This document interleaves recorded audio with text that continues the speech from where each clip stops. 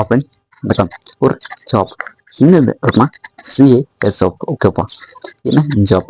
Constable tradesman. Okay, டால் date வந்து release சொல்லிட்டாங்க ஸ்டார்டிங்லேயே.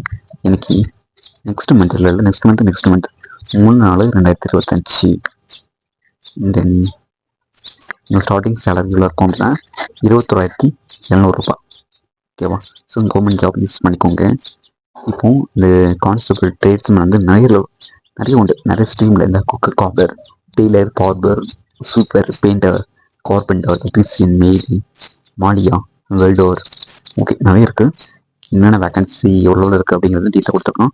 ஸோ நமக்கு குவாலிஃபிகேஷன் முக்கியம். இங்கே இருக்குது குவாலிஃபிகேஷன், இந்த இருக்குது.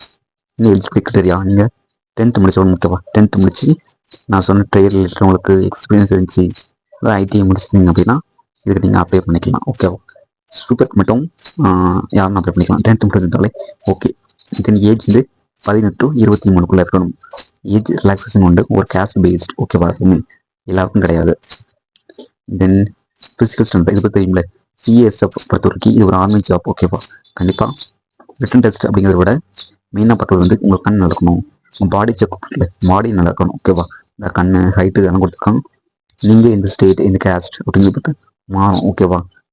நான் இந்த பிடிஎஃப் வந்து என்னோட டெலிகிராம் குரூப்பில் போடுறேன். குரூப் லிங்க் வந்து என்னோட டெஸ்கிரிப்ஷனில் இருக்குது. தென் ஹவு டு அப்ளை இருக்கா, இந்த வெப்சைட் போய்ட்டு அப்ளை பண்ணுங்க. இந்த வெப்சைட் போனாலே இருக்கும், ஸோ பிரச்சனை இல்லை. தென் வேறு இருக்கா? Friends, thank you.